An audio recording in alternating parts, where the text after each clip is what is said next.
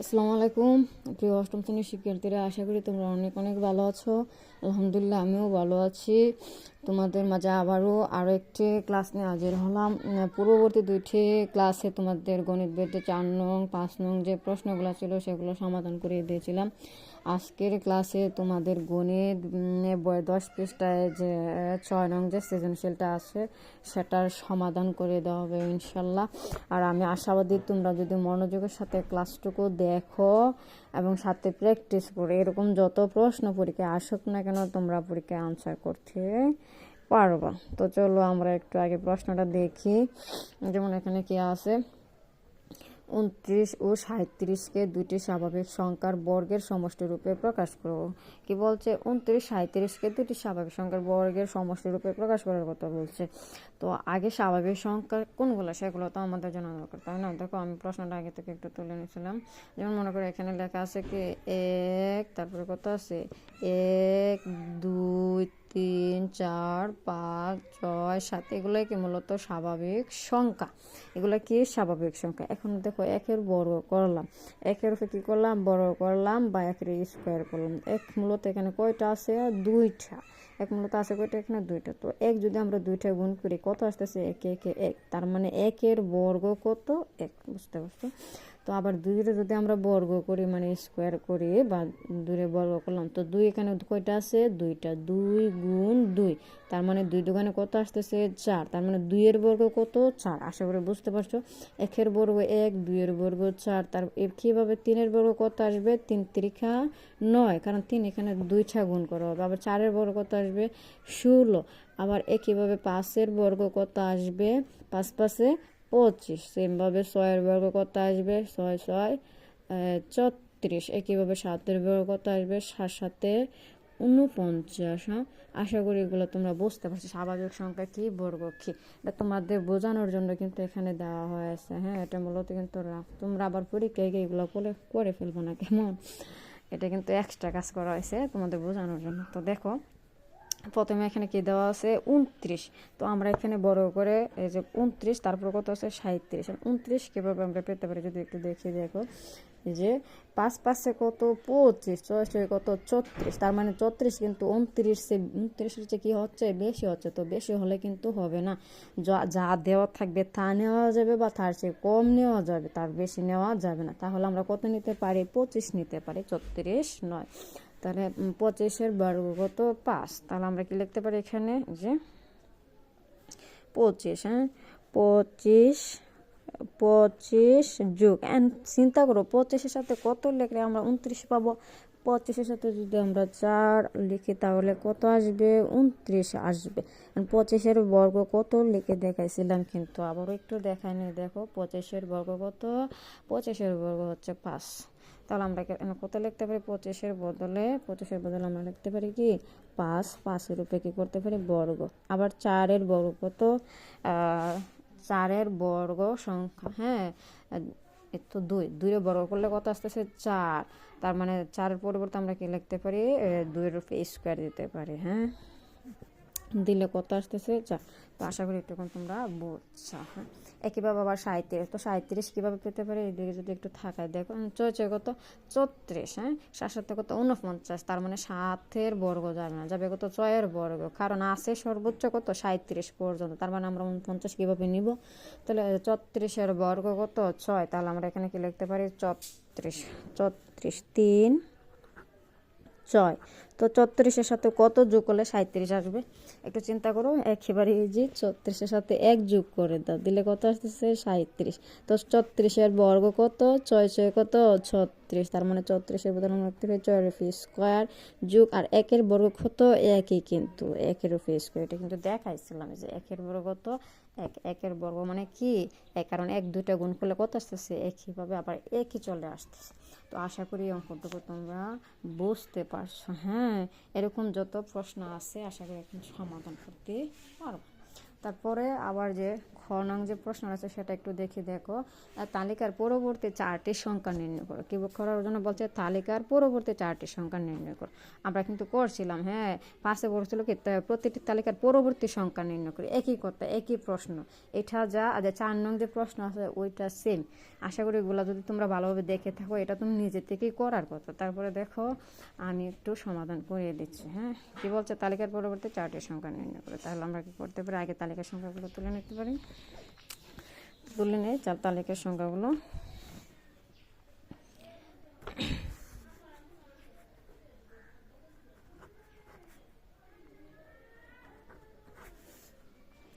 তালিকার সংখ্যাগুলো কি কি দেওয়া আছে? 5, 13, 21, 29, 37 এগুলো কি তালিকার সংখ্যা। তো তালিকার সংখ্যাগুলো আমরা একটু উঠিয়ে নেই। হ্যাঁ, তালিকার সংখ্যাগুলো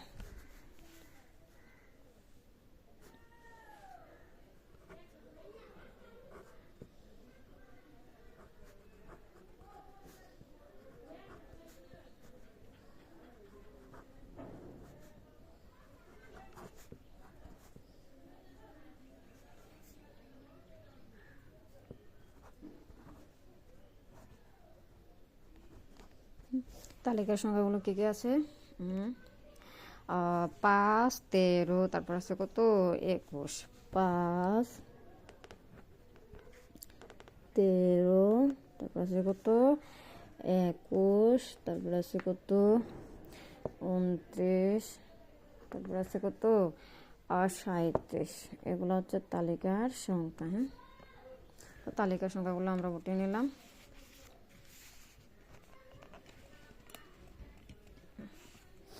যে তালিকার সংখ্যাগুলো উঠে নিলাম 5, 13, 21, 29, 37। এখন আমরা কি করতে হবে? পার্থক্য বের করতে হবে। তাহলে আমরা এখানে কি লিখতে পারি? পাশাপাশি দুইটি সংখ্যার পার্থক্য। হ্যাঁ, বা পাশাপাশি দুইটি পদের পার্থক্য, একই কথা।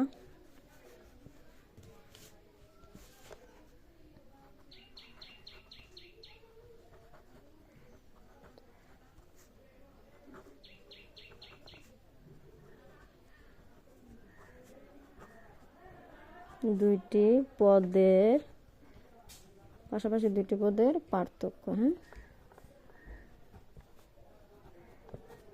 পার্থক্য কীভাবে বের করতে হয় দেখাইছিলাম, কিন্তু আগের ভিডিওগুলোতে একদম সুন্দরভাবে বুঝিয়ে দিয়েছিলাম। আবারও বলতেছি, দেখো পার্থক্য কীভাবে বের করতে হয়। পার্থক্য বের করার নিয়ম হচ্ছে কি, দ্বিতীয় পদ মাইনাস প্রথম পদ। তাহলে এখানে দ্বিতীয় পদ আছে কত? 13, আর প্রথম পদ আছে কত? 5। তাহলে দ্বিতীয় পদ মাইনাস প্রথম পদ। তো দ্বিতীয় পদ থেকে প্রথম পদ মাইনাস করলে পার্থক্য কত আসতেছে? 8। 13 থেকে যদি আমরা 5 মাইনাস করি তাহলে পার্থক্য আসতেছে 8। একইভাবে আবার 21 থেকে কি করব? আমরা 13 মাইনাস করব। 21 থেকে 13 মাইনাস করলে পার্থক্য কত আসতেছে? 8। একইভাবে 29 থেকে আমরা কি করব? 21 মাইনাস করলে পার্থক্য কত আসতেছে? 8। একইভাবে 37 থেকে আমরা কি করব? 29 মাইনাস করব। হ্যাঁ, 29 মাইনাস করলে তাহলে পার্থক্য কত আসতেছে? 8। আশা করি বুঝতে পারছো। কি বলছিল? পরবর্তী 4টি সংখ্যা নির্ণয় করো। তালিকার পরবর্তী 4টি সংখ্যা নির্ণয় করো। পরবর্তী সংখ্যা মানে কি সেটা তো একটু জানা দরকার, তাই না? তো দেখো এখানে 5 আছে। হ্যাঁ, 5-এর পরে কত আছে? 13। তার মানে 5-এর পরবর্তী সংখ্যা কত? 13। তো 13 আমরা কিভাবে পেতে পারি? যেমন 5-এর 8-এ যদি যোগ করি তাহলে কত আসতেছে? দেখো তো, 5-এর 8-এ যোগ করলে কিন্তু 13 আসতেছে। তার মানে আমরা 5-এর পরবর্তী সংখ্যা 13, আর 13 পাইতেছি কিভাবে? 8 যোগ করে। 8 মানে কি? মূলত পার্থক্যটা যোগ করে। তাহলে আমরা পরবর্তী সংখ্যাটা কীভাবে লিখতে পারি? মানে যে সংখ্যাটা দেওয়া থাকবে, যেমন এখানে কত দেওয়া আছে? 37 পর্যন্ত দেওয়া আছে। তো 37-এর সাথে যদি আমরা 8 যোগ করি তাহলে কি হবে? পরবর্তী সংখ্যাটা চলে আসবে। যেমন 5-এর পরবর্তী সংখ্যা 13 আমরা বুঝতে পারছি। 5-এর পরবর্তী সংখ্যাটা কীভাবে আসছে? 13, 5-এর সাথে 8 যোগ করে। একইভাবে 37-এর সাথে যদি আমরা 8 যোগ করি তাহলে পরবর্তী সংখ্যাটা চলে আসবে। তাহলে আমরা কি লিখতে পারি? অতএব পরবর্তী 4টি সংখ্যা হবে। হ্যাঁ, একেবারে ইজি, আশা করি বুঝতে পারছো। অতএব পরবর্তী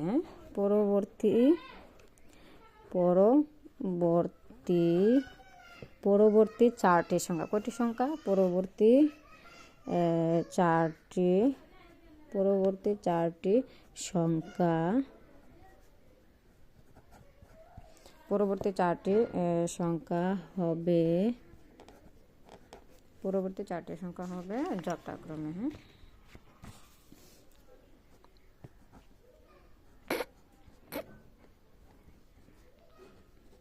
পরবর্তী 4টি সংখ্যা হবে যথাক্রমে। দেখি পরবর্তী 4টি সংখ্যা।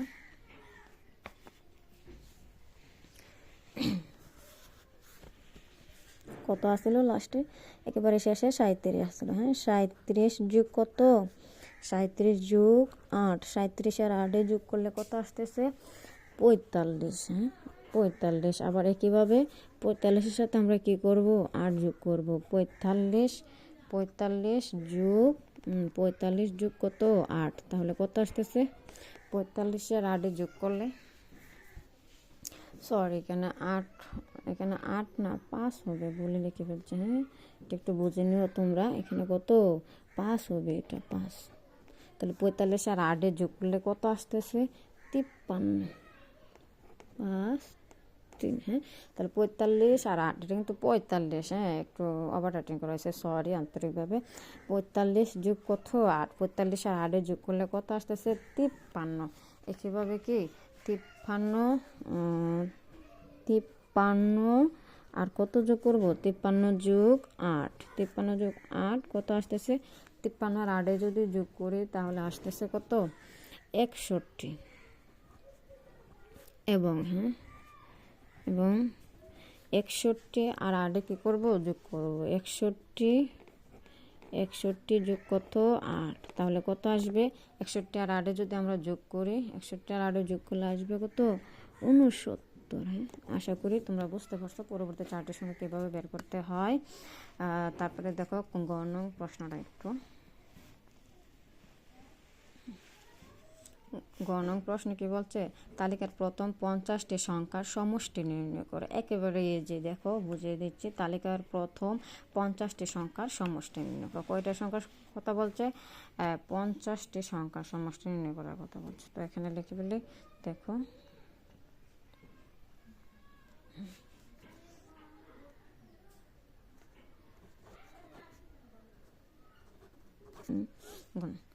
তো আমরা এখানে লিখতে পারি ক নং হতে। হ্যাঁ, ক নং হতে কি লিখতে পারি, ক নং হতে প্রাপ্ত, ক নং হতে প্রাপ্ত। হ্যাঁ, ক নং হতে কি প্রাপ্ত, দেখো তো ক নং হতে প্রাপ্ত, যেহেতু প্রতিবার পার্থক্য কত করে যেন আমরা পাইছিলাম, প্রতিবার পার্থক্য 8 করে বৃদ্ধি পেয়েছিল, তাহলে আমরা এই কথাটা লিখতে পারি, যেহেতু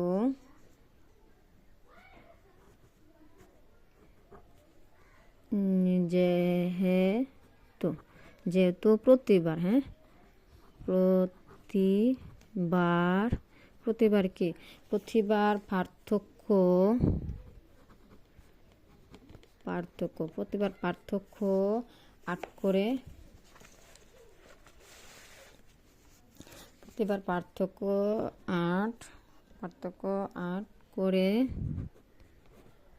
8 করে বৃদ্ধি প্রতিবার পার্থক্য কি কয়, 8 করে বৃদ্ধি পায়। হ্যাঁ, প্রতিবার পার্থক্য 8 করে বৃদ্ধি পায়, সেহেতু লিখতে পারি কি, প্রতিবার পার্থক্য 8 করে বৃদ্ধি পায়, লিখতে পারি সেহেতু প্যাটার্নটির বীজগাণিতিক রাশি হবে। হ্যাঁ, সেহেতু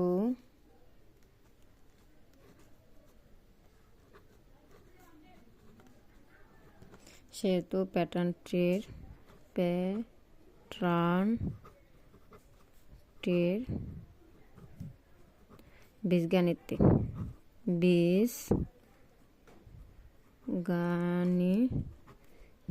বীজগাণিতিক রাশি হবে। বীজগাণিতিক রাশি হবে কি, সমান দেখো বীজগাণিতিক রাশি মূলত কি, হ্যাঁ এটা কিভাবে লিখতে হয় এটা যদি একটু দেখাই। দেখো বীজগাণিতিক রাশি মূলত হয়েছে মানে আমরা যত পার্থক্য পাবো, কিন্তু পার্থক্য কত পাইছিলাম 8, প্রতিবার পার্থক্য 8 করে বৃদ্ধি পায়। হ্যাঁ প্রতিবার পার্থক্য কত করে বৃদ্ধি পেয়েছিল 8 করে। পার্থক্য যা পাই বা বীজগাণিতিক রাশি লেখার ক্ষেত্রে পার্থক্য আমরা যত ওইটা আমরা লিখে দেব। পার্থক্য কত পেয়েছিলাম 8 পেয়েছিলাম, তাহলে আমরা এখানে কত লিখতে পারি 8। 8 এর সাথে আবার কি লিখবা, বীজগাণিতিক রাশি যেহেতু বলছে তার 8 এর সাথে আবার কো লিখে দেবা, এটা হচ্ছে নিয়ম বীজগাণিতিক রাশি লেখার ক্ষেত্রে। তো 8 কো আমরা লিখলাম, হ্যাঁ পার্থক্য যা পাবো এখানে 8 পেয়েছি তাই 8 লিখছি। যদি 5 আসতো পার্থক্য তাহলে আমরা এখানে কি লিখতাম 5 লিখতাম। পার্থক্য যা আসবে তার লিখে সাথে কো লিখবো, এটা হচ্ছে বীজগাণিতিক রাশি লেখার নিয়ম। 8 কো তো লিখলাম তাই না, 8 কোর সাথে আরেকটু কাজ আছে। দেখো এই যে তালিকার সংখ্যাগুলো কোথায় জানি যে 5। হ্যাঁ এখানে প্রথম পদ কত ছিল 5, প্রথম পদ কত ছিল 5। আর আমরা বীজগাণিতিক রাশির ক্ষেত্রে কত লিখছি এখানে 8 কো, 8 কো লিখছি বীজগাণিতিক রাশি। প্রথম যে পদটা দেওয়া আছে ওইটা মিলাতে হবে, 5 আছে না 5 মিলাতে হবে। 5 কীভাবে মিলাতে পারে দেখো 8 থেকে যদি আমরা 3 মাইনাস করি তাহলে আমরা কত পাইতেছি 5 পাইতেছি। এইটা হচ্ছে বীজগাণিতিক রাশি লেখার নিয়ম। প্রথম যে পদটা থাকবে এটা তুমি যোগ করে বা তোমার বিয়োগ করে যেভাবে তোমার এটা কি করতে হবে মিলাতে হবে। আর যদি ডিরেক্টলি মিলে যায় তো আলহামদুলিল্লাহ। দেখো এখানে যদি 5 না থেকে যদি 8 থাকতো তাহলে কিন্তু আর কেন -3 লেখার দরকার ছিল না। হ্যাঁ এখানে মাইনাস কি লিখছি আমরা, এখানে -3 লিখছি। কেন লিখছি কারণ প্রথম পদটা কত ছিল 5 ছিল, 5 মিলাইতে যায় এক্সট্রা একটু কাজ করতে হয়েছে, বুঝছো। আশা করি তোমরা বীজগাণিতিক রাশিটা বুঝতে পারছো। এটা হচ্ছে বীজগাণিতিক রাশি লেখার নিয়ম। তারপরে প্রশ্নের মধ্যে কি বলছিল, প্রথম 50টি প্রশ্নের মধ্যে কি বলছিল তালিকার প্রথম 50টি সংখ্যার সমষ্টি নির্ণয় করো। তাহলে আমরা এখানে কি লিখতে পারি, অতএব 50তম সংখ্যা হবে। হ্যাঁ অতএব 50তম সংখ্যা, হ্যাঁ 50তম সংখ্যা হবে। 50তম সংখ্যা হবে কীভাবে দেখো, এই যে 50তম সংখ্যা হবে 8 গুণ, এখানে কোনো কিছু নাই মানে কিন্তু ইন্টু আছে, মনে কি আছে ইন্টু, তাহলে এখানে আমরা গুণ দিতে পারি 8 গুণ কর্মান কত আছে 50 মাইনাস কত 3। তো একটু গুণ করে নাও। দেখো 8 শূন্য কত 0, 5 8 কত 40, তার মানে কত আসতেছে 400 মাইনাস কত 3। তাহলে 400 থেকে যদি আমরা 3 মাইনাস করি তাহলে কত থাকতেছে 300 কত 97, 397। তো আশা করি একটুক্ষণ বুঝতে পারছো। এখন একটু কাজ করে নিই। দেখো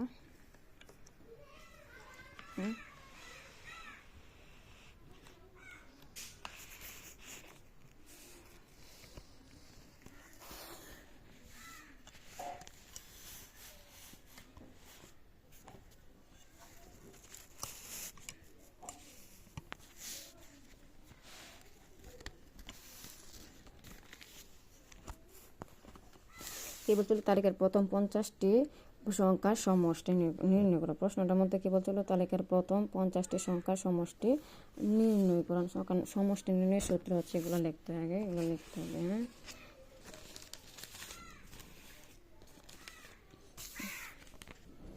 এখানে, হ্যাঁ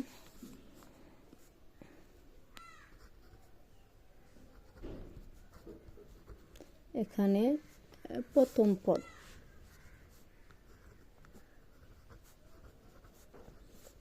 তালিকার প্রথম পদ আমাদের কত ছিল মনে আছে তো 5, প্রথম পদ। তারপরে শেষ পদ, হ্যাঁ 50তম পদ আমরা কত বের করছিলাম, শেষ পদ সমান কত 397, মনে আছে তো 397 শেষ পদ। তারপরে কি পদ সংখ্যা, কতটি পদ সংখ্যা কত বলছিল, এই যে 50। প্রশ্নটা আবার একটু দেখে না, পদ সংখ্যা কত বলছিল, এই যে 50। তালিকার প্রথম 50টি সংখ্যা সমষ্টি নির্ণয় করে। হ্যাঁ তাহলে আমরা কি লিখতে পারি এখানে পদ সংখ্যা, হ্যাঁ পদ সংখ্যা কত লিখতে পারি আমরা, সমান কত লিখতে পারি 50। পদ সংখ্যা কত 50, সমষ্টি নির্ণয় করতে হবে। সমষ্টি নির্ণয়ের সূত্র আমি লিখি। দেখো এই সূত্রটা একটু মুখস্থ করে নেব। সুতরাং সমষ্টি, হ্যাঁ সমষ্টি সমান, হ্যাঁ সমষ্টি সমান হচ্ছে, সমষ্টি নির্ণয়ের সূত্র হচ্ছে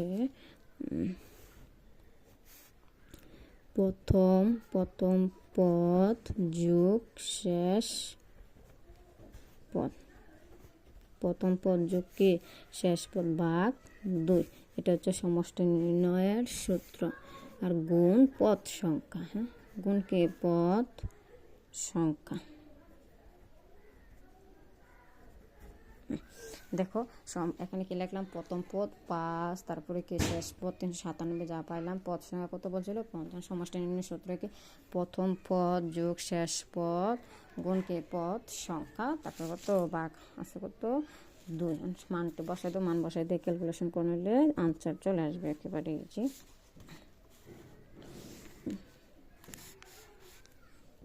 তাহলে আমরা প্রথম পদ কত পেয়েছিলাম 5 যোগ শেষ পদ কত পেয়েছিলাম 397 বা কত 2 গুণ পদ সংখ্যা, পদ সংখ্যা কত পেয়েছিলাম 50 বইলা দিয়েছিল পদ সংখ্যা 50। তো ক্যালকুলেশন করো 397 আর 5-এর যোগ করলে ক্যালকুলেশন করলে কত আসতেছে 402, 402 বা কত 2 গুণ কত পদ সংখ্যা মানে 50। এটা দুইটা নিয়মে করা যেতে পারে। দেখো যদি একটু দেখা, এটা দুইটা নিয়মে তুমি করতে পারো। কীভাবে যদি একটু বলি, মনে করো 402 রে 2 দিয়ে ভাগ করে ক্যালকুলেশন ভাগ করার পর যে ফলাফলটা আসবে ওই ফলাফলটাতে তুমি চাইলে গুণ করে নিতে পারো, যেহেতু গুণ চিহ্ন আসছে। আবার চাইলে দেখো এখানে 402 কিন্তু ওপরে আছে দেখা যায়, 50 কোথায় আছে তাই না, এটা একটু প্রশ্ন। 50 কিন্তু ওপরে আছে, 50 নিচে কোনো কিছু নাই মানে 1 আছে। তো 50 আর 2 402 যোগ করলে কত আসতেছে দেখো, ক্যালকুলেশন করো। 50 আর 402 গুণ করলে যা আসবে ওই ফলাফলটা দিয়ে তুমি যদি ভাগ করো 2, তাহলে কি হবে সেম ফলাফলে আসবে। তাহলে দুইটা নিয়মে করা যেতে পারে, এটা ভাগ করে 402 ভাগ কত 2 করার পর যে গুণ দিলে যা আসবে, আবার একইভাবে 50 গুণ 402 দুইটা গুণ করার পরে ভাগ 2 দিলেও তাই আসবে। তো এটা দুইটা নিয়মই করা যেতে পারে, এখানে অনেকে সন্দেহ যায়। আবারও বলতেছি 402 ভাগ কত 2, ওইটা 402 রে তুমি 2 দিয়ে ভাগ করার পর যে ফলাফল আসবে ওইটা দিয়ে তুমি কি করতে পারো গুণ করতে পারো, গুণ 50 লিখলে যে রেজাল্টটা আসবে। একইভাবে আবার 50 গুণ, যেহেতু 50টা উপরে 402 উপরে 50 গুণ কত 402, দুটা গুণ করার পর ভাগ 2 দিলেও সেম রেজাল্টই আসবে। তো এখানে দুইটা ক্যালকুলেশন করার পর আসতেছে কত 10,000 কত আসতেছে 50, 10,050। তো এটা হচ্ছে কি আমাদের গণ প্রশ্নের উত্তর। হ্যাঁ, আশা করি ক্যালকুলেশনটুকু বুঝতে পারছো। তো অঙ্কটুকু কেমন হয়েছে একটু কমেন্ট করে জানিয়ে দিও, তোমাদের ক্লাসটুকু কেমন হয়েছে আর কি একটু কমেন্ট করে জানিয়ে দিলে ভালো হবে। তোমাদের কমেন্ট আমাদের অনুপ্রেরণা, বুঝছো। তো পরবর্তীতে আবারও তোমাদের সামনে ইনশাল্লাহ আরও নতুন আরও ক্লাস নিয়ে আসবো। তো সবাই ভালো থাকো, সুস্থ থাকো। আল্লাহ হাফিজ।